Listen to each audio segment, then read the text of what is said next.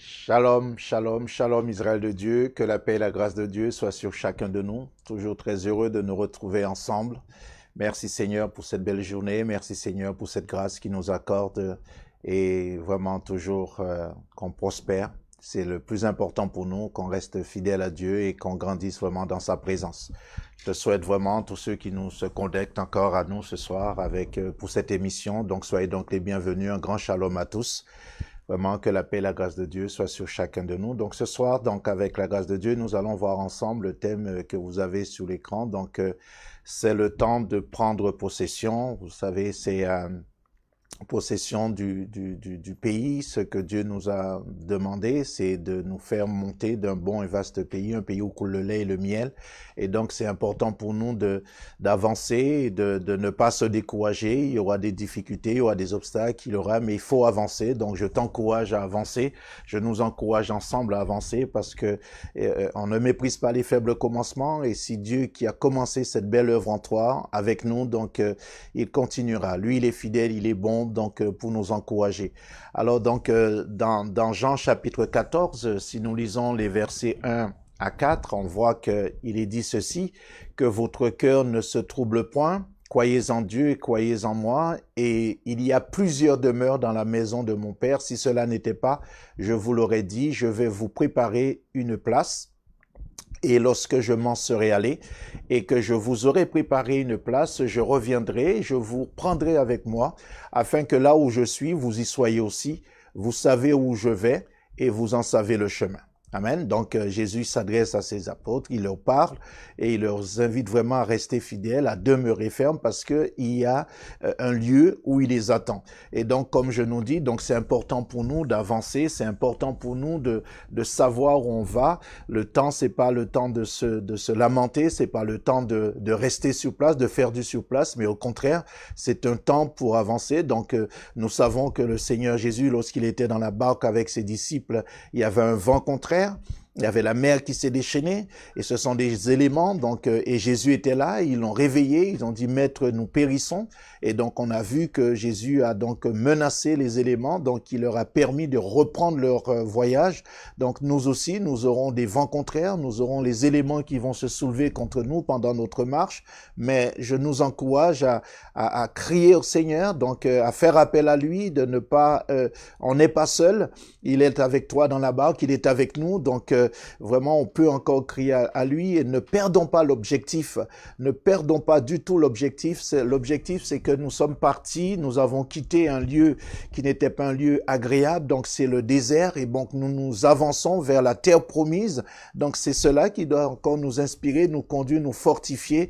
Donc vraiment donc dans Exode chapitre 3, le verset 8, Exode 3, verset 8, il a dit « Je suis descendu pour le délivrer de la main des Égyptiens et pour le faire monter de ce pays dans un bon et vaste pays, dans un pays où coule le lait et le miel, dans les lieux qu'habitent les Cananéens, les Essiens, les Amoréens, les Phérésiens, les Éviens et les Jébusiens. » Vous voyez, donc c'est une démarche que Dieu a entrepris de le faire lui-même. Il est descendu pour ça, donc il a vu, il a entendu, et pour chacun de nous, ce qui s'est passé pour Israël, ça se passe individuellement pour chacun de nous. Le Seigneur a entendu, il a vu et il est là pour toi. Vraiment, dis à celui qui est à côté de toi ce soir, il est là pour toi, il est là pour nous, il est avec nous. Donc nous pouvons tenir par ses promesses, par ce qu'il a fait.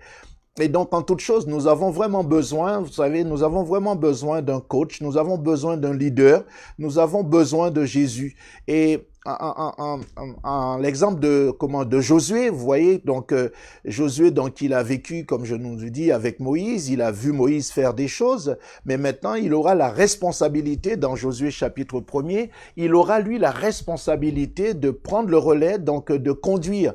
Et qu'est-ce que l'Éternel lui dit? Il lui dit au verset 4, vous aurez pour territoire depuis le désert et le Liban, jusqu'au grand fleuve, le fleuve de l'Euphrate, tout le pays des Essiens, et jusqu'à la grande mer vers le soleil couchant. Nul ne tiendra devant toi, tant que tu vivras, je serai avec toi, comme j'ai été avec Moïse, je ne te délaisserai point, je ne t'abandonnerai point. Verset 6, il lui dit, fortifie-toi et prends courage, car c'est toi qui mettras ce peuple en possession du pays que j'ai juré à leur père de leur donner. Voyez, donc Cela commence, c'est vrai, dans le désert, mais il y a une direction, c'est vers le grand fleuve, c'est vers l'endroit où ça coule, et un fleuve, donc c'est synonyme donc de l'eau qui coule. Donc on voit que le but de Dieu, c'est de nous emmener à un endroit où cela coule. Et nous avons vu que jusqu'à présent, Josué, donc c'est une préfiguration, c'est l'image même de celui qui va venir nous aider. Et vraiment, ce soir, toi et moi, nous écoutons, nous entendons la parole de Dieu. Donc, nous représentons aussi cet espoir pour quelqu'un. Tu sais que tu peux pas passer inaperçu en tant qu'enfant de Dieu. Donc, le Seigneur va t'aider, va t'utiliser également pour que tu puisses encourager quelqu'un. Mais pour cela, il faut que tu saches, il faut que tu puisses comprendre et connaître ce pays, ce bon et vaste pays. Donc, il avait demandé à Josué de prendre courage et de se fortifier. Et donc, mais il va prendre ça où? Où est-ce qu'il va trouver le courage? Donc, nous savons, le verset 8 et 9 du même texte nous dit que c'est dans le livre. Et il lui dit que ce livre de la loi ne s'éloigne point de ta bouche, médite jour et nuit afin de réussir dans tout ce que tu entreprendras. Bien aimé, le livre de la loi, aujourd'hui, nous savons que la parole nous dit dans Jean, c'est faite chair, elle habite parmi nous, au milieu de nous, pleine de grâce et de vérité. Donc, nous devons aussi prendre toujours ce temps de méditer, de lire la parole de Dieu. La réussite est dedans. Vous savez, souvent nous cherchons la facilité dans nos démarches. On pense toujours que voilà, c'est le miracle ou c'est les choses, la prospérité, toujours. Dieu, c'est vrai, Dieu fait toutes ces choses. Je suis pas contre, mais il est important pour nous d'être fondés dans la parole, de connaître Dieu dans sa parole, afin de pouvoir résister. Regardons les temps que nous vivons aujourd'hui, même si nous avons tous les biens du monde, on va dire, ce que nous avons besoin maintenant, c'est la foi, c'est la persévérance, c'est le tenir bon, c'est de persévérer justement pour arriver. C'est pas donc même si nous avons tout ce qu'il nous faut, mais parfois il y a des choses qui nous servent à rien. Donc vraiment, je nous encourage ce soir à ne pas perdre de vue, de ne pas baisser les yeux, de ne pas baisser la tête, de garder les mains levées, d'être fortifié, encouragé, parce que il nous est dit, comme il a dit à Josué, verset 8, que ce livre de la loi ne s'éloigne point de ta bouche, médite jour et nuit. Pourquoi? Pour agir fidèlement, parce que même dans l'action, nous avons besoin des instructions. On aimerait tellement faire, mais nous savons même pour faire, pour agir. Donc les instructions se trouvent dans la parole de Dieu. Le succès, c'est dans la parole de Dieu. La réussite se trouve là. Et donc, c'est vraiment quelque chose d'extraordinaire que nous pouvons vraiment vivre encore aujourd'hui. Alors je nous encourage, Romains 8, qu'est-ce qu'il nous dit dans Romains 8 à partir du verset 37? Il nous dit, mais dans toutes ces choses, nous sommes plus que vainqueurs par celui qui nous a aimés, car j'ai l'assurance que ni la mort, ni la vie, ni les anges, ni les dominations, ni les choses présentes, ni les choses à venir, ni les puissances, ni la hauteur, ni la profondeur, ni aucune autre créature ne pourra nous séparer de l'amour de Dieu manifesté en Jésus-Christ notre Seigneur. Donc, voyez, donc là où l'amour est manifesté en Jésus-Christ. Jésus-Christ nous a montré, démontré, il est écrit dans la parole qu'il a gagné, il est plus que vainqueur. Donc, nous avons un leader, nous avons un coach. Aussi vrai que Josué a été en son temps, le modèle pour conduire le peuple dans le pays de Canaan. Maintenant, nous savons que notre pays de Canaan, c'est Jésus-Christ de Nazareth. Donc, nous devons faire en sorte de rester. Si du moins nous sommes, il faut rester, car si quelqu'un est en Christ, il est une nouvelle création, une nouvelle créature. On voit que toutes choses sont devenues nouvelles. Et donc, il est dit dans Colossiens, quand Christ, votre vie paraîtra, alors vous paraîtrez aussi avec lui dans la gloire. Vous savez que quand nous sommes en Christ, nous sommes vraiment dans le plan de Dieu. Et donc, c'est de rester. Et donc, quoi que nous allons entendre, quoi que nous allons voir, mais je t'invite ce soir à demeurer en lui. Dis à celui qui est à côté de toi, demeure en lui, parce que c'est important de demeurer en lui. Et c'est ce que nous avons lu dans Jean chapitre 14, le verset 1er. On a lu que votre cœur ne se trouble point, croyez en Dieu, croyez en moi. Il y a plusieurs demeures. Donc, c'est chaque jour, nous pouvons demeurer En Jésus, c'est notre Canaan, c'est là que coule pour nous le lait et le miel. Donc, si aujourd'hui tu veux une réussite, peu importe, comme Josué l'a trouvé dans le livre de la loi, alors toi aussi tu dois le trouver en Jésus-Christ. Donc, tu peux demeurer. Donc, oui, Colossiens 3:4, il est dit que quand Christ, votre vie paraîtra, alors vous paraîtrez aussi avec lui dans la gloire. Donc, tout ça, ce sont des promesses. Donc, nous devons tenir bon. Pourquoi? Et donc, cette réussite, pardon, je nous disais, cela coule en Jésus-Christ. C'est pas seulement une journée, c'est un fleuve qui coule du cœur de Dieu et nous devons toujours venir et rester justement pour être de demeurer. C'est pas une histoire d'une journée, c'est pour l'éternité. Donc comprenons que si nous avons goûté qu'il est bon, restons dans cette vie de victoire, dans cette faveur, dans cette grâce. Je t'invite vraiment à ne pas sortir. Le psalmiste même nous le dit, celui qui demeure sous l'abri du Très-Haut repose à l'ombre du Tout-Puissant. Donc le succès dans tout ce que nous allons faire, entreprendre, c'est en Jésus-Christ. Mais il faut pas un jour être en Christ et un autre jour être ailleurs. Il faut rester à l'abri. C'est lui notre terre promise. Nous avons l'Égypte et derrière nous. Nous sommes entrés en Christ maintenant que c'est la victoire. Maintenant, nous sommes en Christ. Donc, demeurons fermes justement et soyons un modèle pour ceux qui ne le connaissent pas. Et dans Jean 14, verset 6, nous savons qu'il est dit, qu'est-ce qu'il est dit? Que Jésus qui parle, il dit, je suis le chemin, la vérité et la vie, et nul ne vient au Père que par moi. Vous savez, donc, nous pouvons tout faire, mais sans l'aide du Saint-Esprit, sans l'aide de Jésus-Christ, nous ne pouvons rien faire. C'est pour cela que je le crois, notre réussite, tout ce que nous allons faire, rentrons en possession. C'est le temps vraiment de prendre possession du pays et quelqu'un peut pas le faire pour toi si tu n'as pas été invité, conduit par le Saint-Esprit. Donc, tu peux être encouragé par un frère, par une sœur, comme je le fais ce soir. Sans doute, le message va t'encourager. Mais après, on n'est pas ensemble. Mais je connais quelqu'un qui est là avec toi et c'est lui, justement. C'est en lui. Donc, prenons l'habitude vraiment de le consulter pour tout ce que nous allons faire, tout ce que nous allons entreprendre. Et quand tu as goûté qu'il est bon, il faut dire que c'est quelque chose qui coule. Cette notion couler veut dire c'est quelque chose qui est permanente, quelque chose qui ne s'arrête jamais. Donc, ta vie de prière, il faut pas le faire à coup par coup. Alors, rentre dans cette joie de dire, Seigneur, je veux rentrer en possession dans ma vie de prière. Il faut que ça coule dans ma relation avec les autres. Il faut que ça coule dans mes entreprises, dans ce que je vais entreprendre. Quelque chose qui coule, c'est quelque chose qui est là en permanence. Regardons dans notre pays, la plupart des régions en France, la plupart des villes en France portent des noms des fleuves qui traversent le pays. Pourquoi? Parce que ce sont des choses qui sont là depuis des années. Et ça, on donnera pas des noms à des régions qui portent les noms des fleuves qui vont s'assécher ou des cours d'eau qui sont pas durables. Voyez? Donc, si le Seigneur nous demande de rentrer en possession du pays où les choses coulent, c'est parce qu'il veut vraiment nous inonder, nous bénir aujourd'hui et jusque dans l'éternité. Ça ne s'arrêtera pas. C'est cette notion qu'il faut qu'on rentre dans cette dimension et c'est vraiment le temps de prendre possession.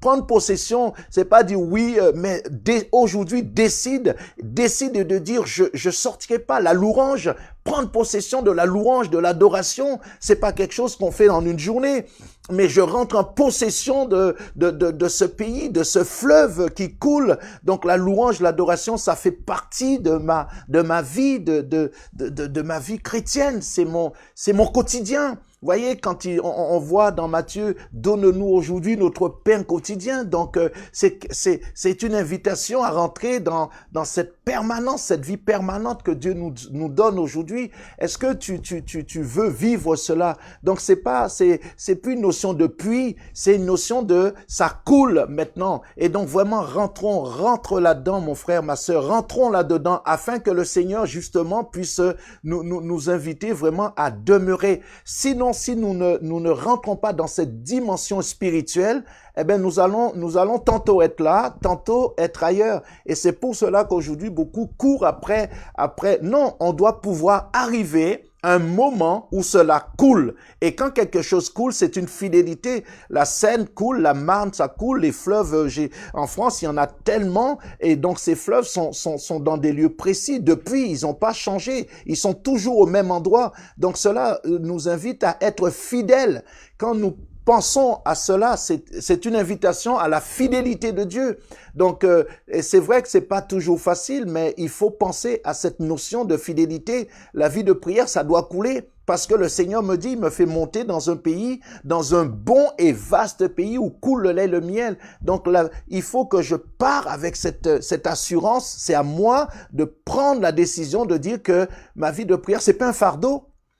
Ma relation, c'est pas un fardeau. Vivre Christ au quotidien ne doit pas être un fardeau. Au contraire, je dois m'arranger pour que ça soit un bon et vaste, quelque chose que je prends plaisir à faire. Ça va? Je veux nous encourager ce soir vraiment. Dis à celui qui capte toi, dis-lui tu vas réussir. Dis-lui ça va aller. Dis-lui ça va aller. Pourquoi? Parce que tout est contraire aujourd'hui. Le vent est vraiment contraire. Amen. Donc, et dans 1 Corinthiens 15, que nous avons sous l'écran, qu'est-ce qu'il est dit? Mes grâces soient rendues à Dieu qui nous donne la victoire. Par qui? Par notre Seigneur Jésus-Christ. Donc, vous voyez, la victoire n'est pas ailleurs. Et vraiment, j'insiste vraiment, bien aimé, là-dessus. Il faudrait pas qu'un jour qu'on puisse penser qu'il y a des chrétiens qui sont plus que d'autres. Non, c'est une question de relation. C'est pas que lui, il est plus fort ou moins faible ou plus faible. C'est pas ça. C'est que tout est une question de relation avec Dieu.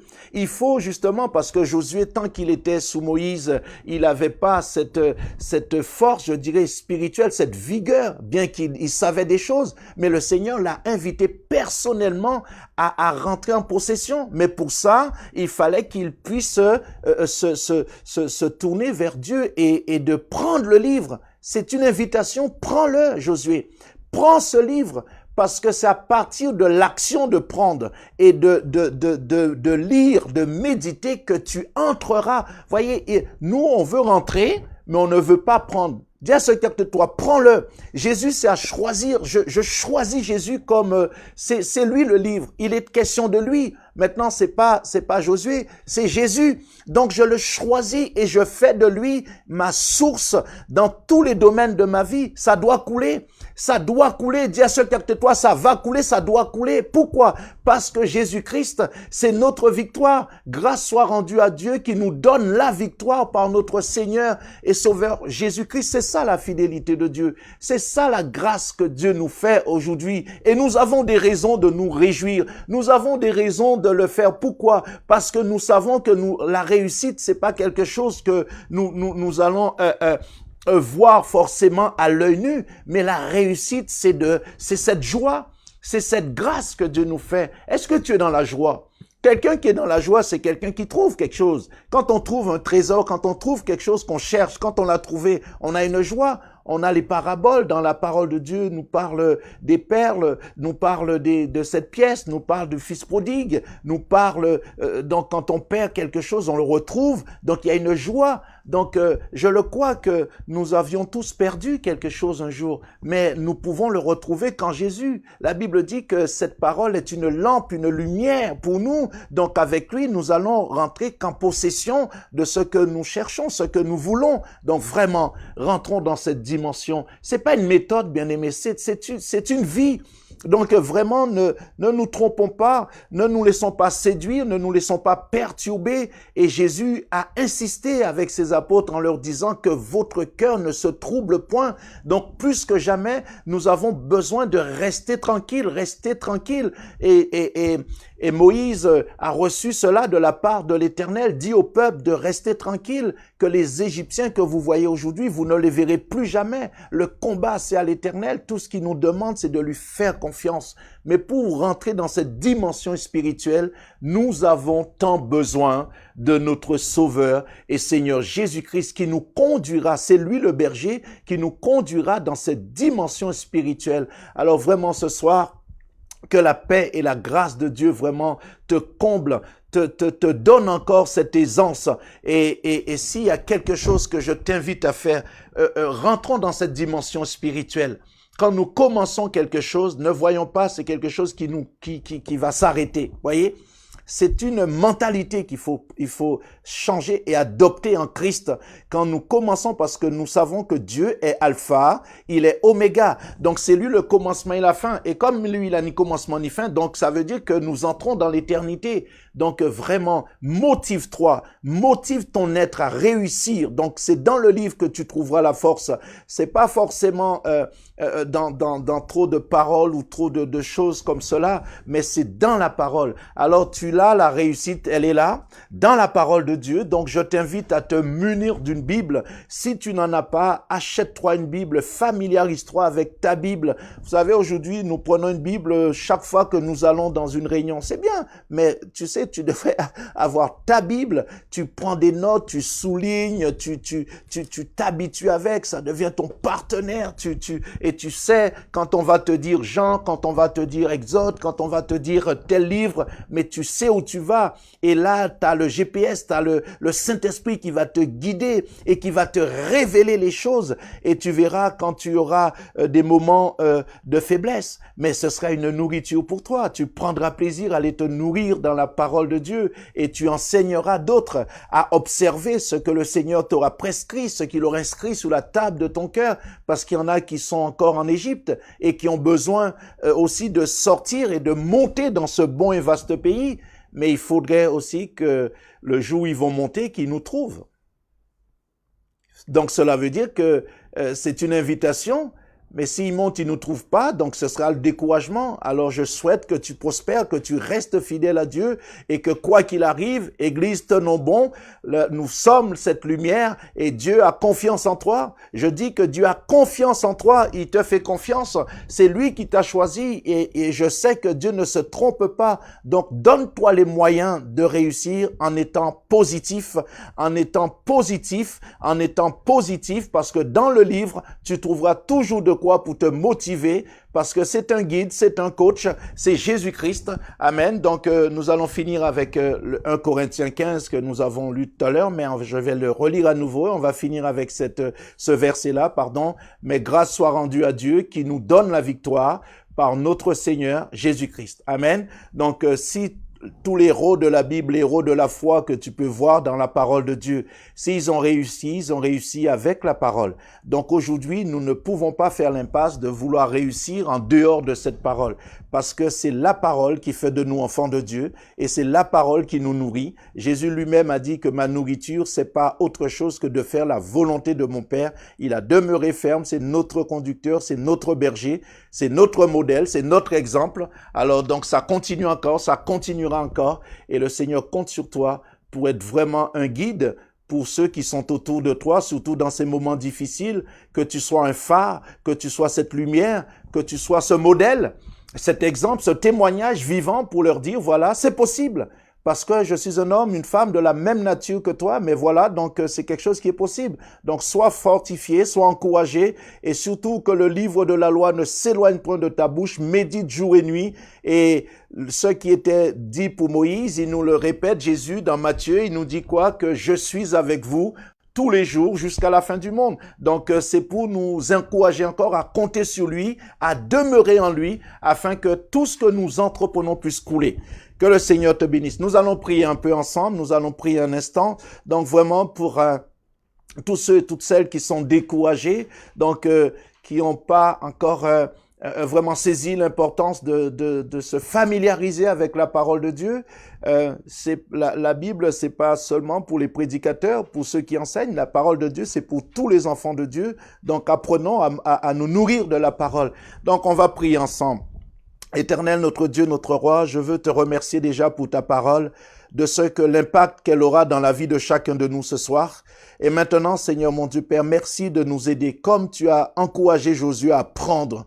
Alors Seigneur, tu as dit dans ta parole que je suis le pain de vie. Alors tu dis, prends, mange, prends, bois. Alors Seigneur, nous devons prendre, Seigneur mon Dieu Père. C'est une invitation. Pourquoi? Parce que ce que désormais qui coulera de nous, qui sortira de nous, Seigneur mon Dieu Père, ce seront des choses poussés, inspirés par ton Saint-Esprit. Et c'est là la réussite, Seigneur. Parce que tu ne veux pas que tes enfants vivent dans l'échec. Tu ne veux pas que tes enfants soient frustrés. Il est écrit même que tu ne veux même pas la mort du méchant, mais que tu espères qu'il change de conduite et qu'il vive. Alors, Seigneur, nous t'appartenons, Seigneur, ce soir. Alors, investis-nous de ta connaissance, de ta sagesse, de ton intelligence pour qu'on puisse retenir et avancer, Seigneur mon Dieu Père. Avancer, Seigneur mon Dieu, et surtout demeurer en toi, dans le précieux nom de Jésus-Christ, notre Sauveur. Amen. Je vais prier, nous allons prier maintenant pour ceux qui entendent la parole pour la première fois et qui ont vraiment dans leur cœur le désir. Si tu as ce soir le désir dans ton cœur de venir au Seigneur, de donner ta vie à Jésus-Christ, c'est possible. Alors je t'invite à tout simplement répéter après moi cette prière. Seigneur Jésus, je te remercie pour la croix. Je te remercie pour cette mort que tu as fait pour moi au poteau de la croix. Je te remercie pour ton sang qui a coulé, qui m'a lavé. Je te remercie pour le pardon de tous mes péchés. Je te remercie parce qu'aujourd'hui, tu me fais cette grâce de te connaître. Alors ce soir, Seigneur, je prends la décision de te donner ma vie, de te donner mon cœur. Et merci, Seigneur, de me conduire, de m'enseigner, de me former, de me fortifier, de me restaurer, afin que je sois un témoignage pour ta gloire, Père. Amen. Que le Seigneur vraiment puisse bénir chacun de nous et nous encourager encore. Alors soyons encouragés. On va prier maintenant pour ceux qui sont malades. Vous savez, je crois en la puissance de Dieu. Et il n'y a rien qui est impossible à Dieu. Alors si toi qui écoutes ce message, toi qui entends, pose ta main tout simplement là où tu as mal. Ne mets pas foi en moi, mais mets foi dans la parole de Dieu. Mets foi en Jésus-Christ et demeure dans ta guérison. Ne le crois pas seulement pour ce soir, mais demeure afin que cela coule en toi en permanence, que tu sois une guérison au nom de Jésus. Père, je te loue de ce que ce soir, tu accordes la guérison divine à cette personne et que le Seigneur te touche maintenant et que sa gloire te restaure. Au nom de Jésus-Christ, Amen. Amen. Qu'il puisse te conduire. Et rappelons-nous que nous sommes rentrés en possession. Nous sommes en possession du pays où coule le lait et le miel. Alors là où tu vas rentrer, quel que soit ce que tu vas entreprendre, quoi que tu as réussi, que tu réussis, c'est ce qu'il nous dit dans Hébreu, celui qui s'approche de Dieu. Il faut qu'il croie que Dieu existe et qu'il est le rémunérateur de ceux qui le cherchent. Donc vous comprenez, donc c'est important pour nous de rentrer dans cette dimension que maintenant tout ce que je commence, tout ce que j'entreprends, ce sont des choses qui marchent, c'est quelque chose qui coule, c'est quelque chose qui ne s'arrêtera pas. Alors la louange, l'adoration, l'amour de Dieu, tout ce qui est manifesté en Jésus-Christ pour nous, ça commence et ça ne s'arrêtera pas. Que le Seigneur te bénisse, que la paix et la grâce de Dieu soient sur chacun de nous. Demeurez bénis et on se dit à très bientôt. Restez bénis.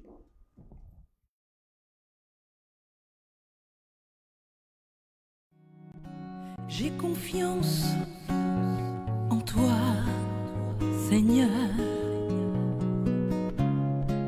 Tu es avec moi.